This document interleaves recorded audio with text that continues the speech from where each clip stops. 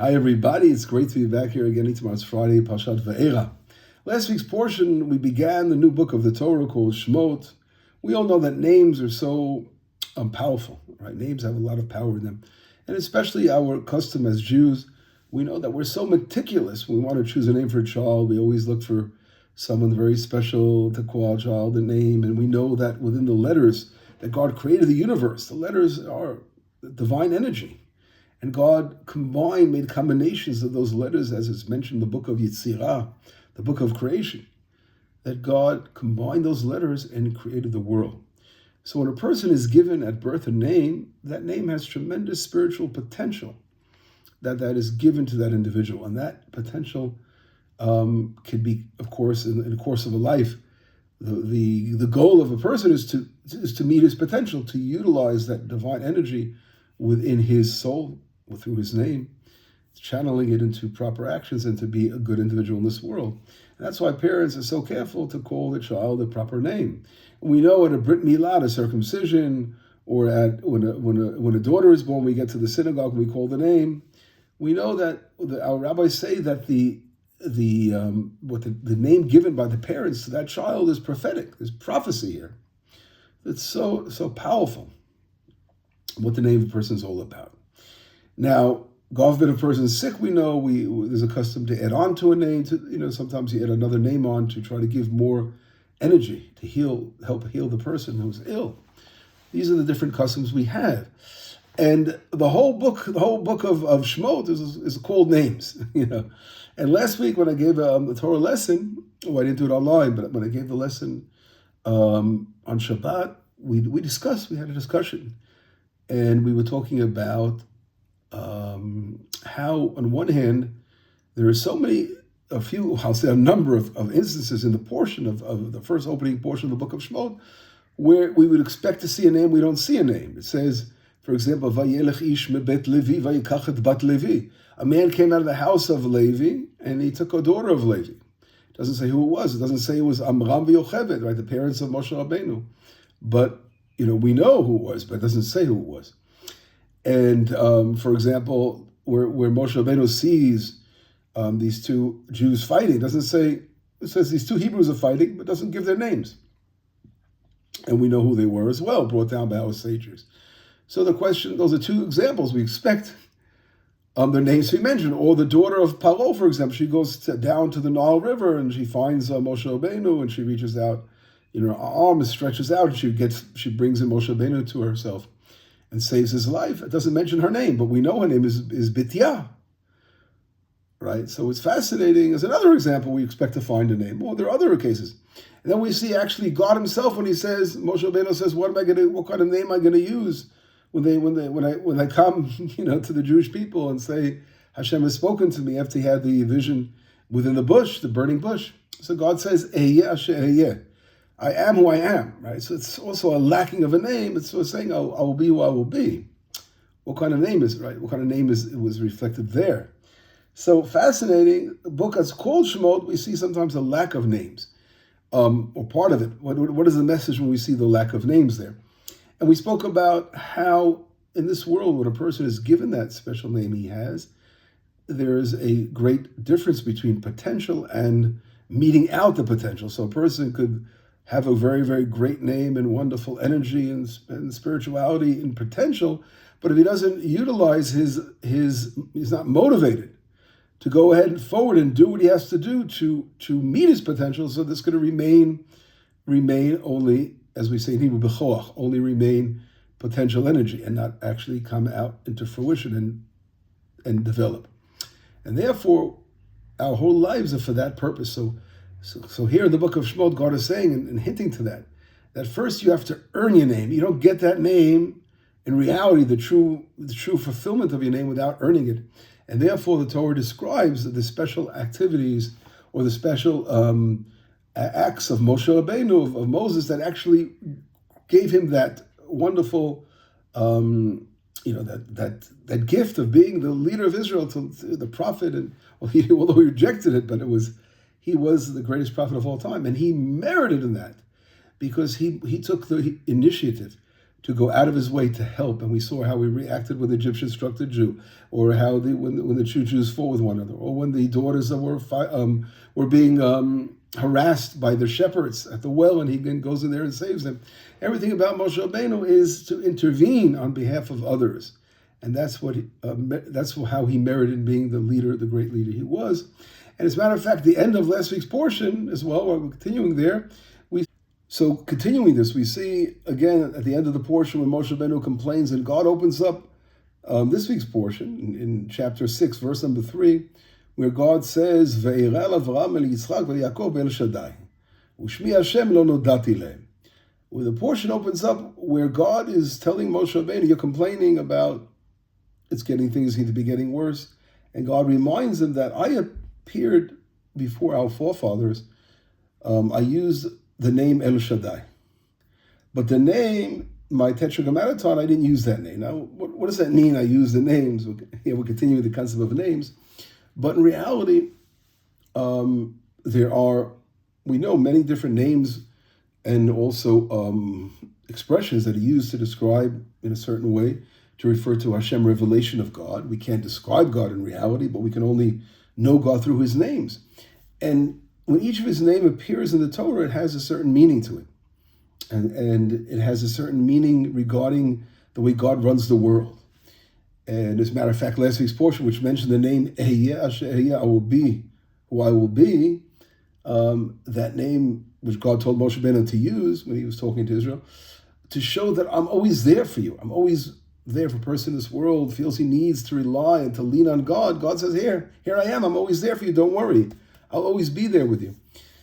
And now we see how Hashem in history has always been there for Israel. Ehyeh Asher Ehyeh, he's always been there for us in history as a nation and never abandoned us, although we've been through trials and tribulations, but at the end, we came out alive and strong Israel, just like today.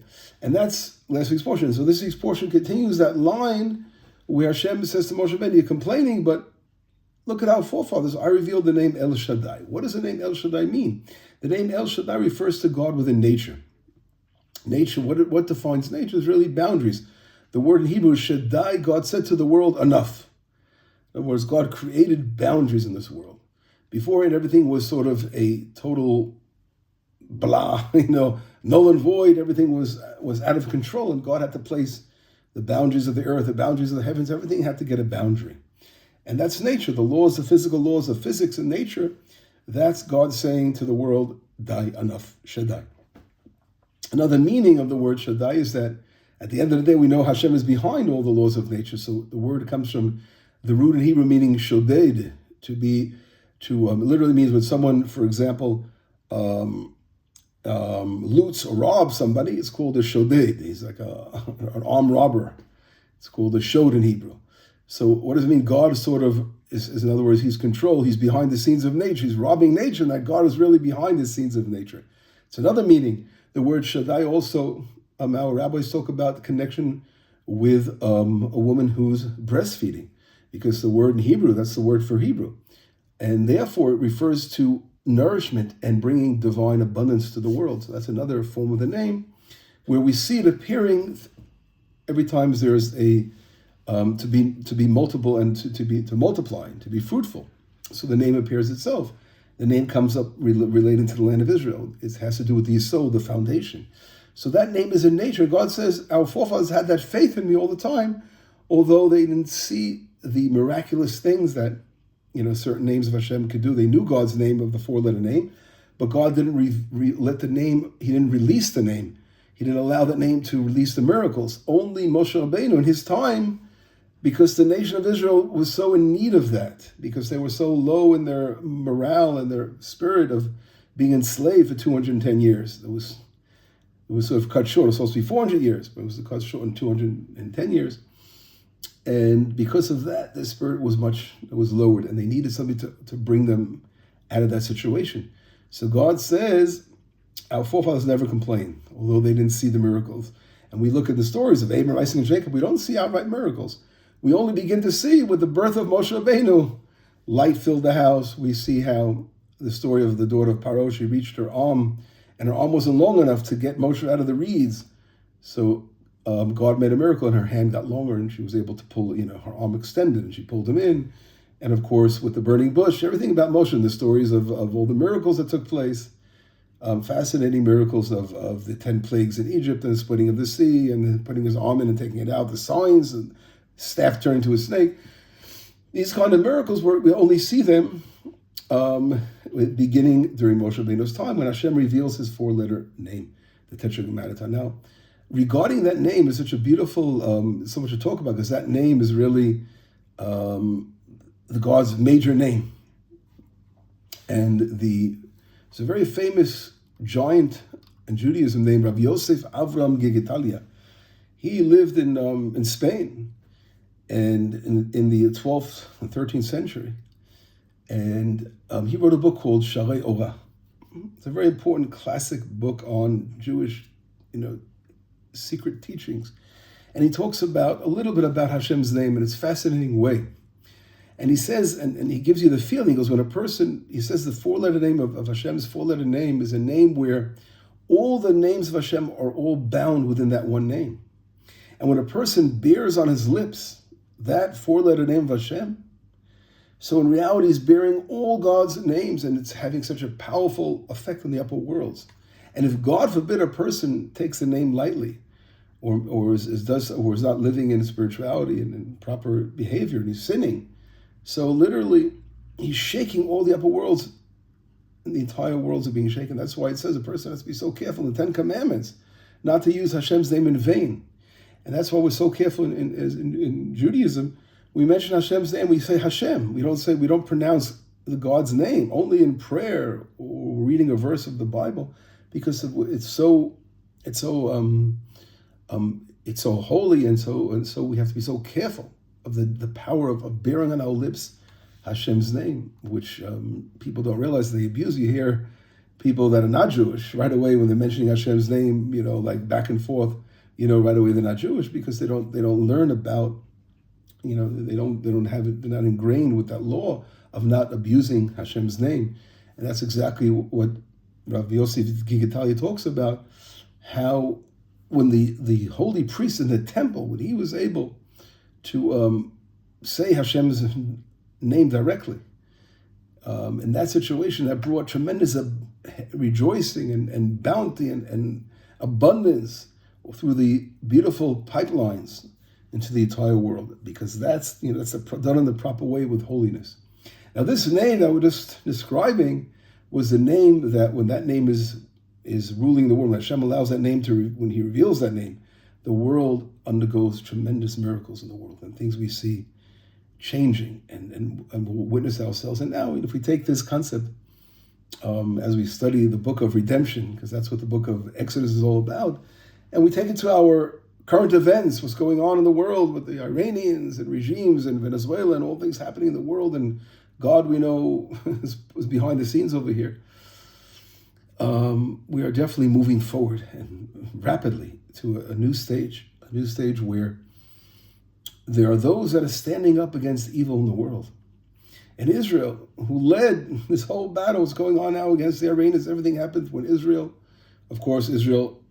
preempting him in a lot of ways. In most of the wars, some of them were, of course, result as self-defense after being attacked first by the Hamas in Gaza. But whatever it is, all these wars that we've been through the last 2 years, and they're not over yet. We see the pressure they're going on in the world.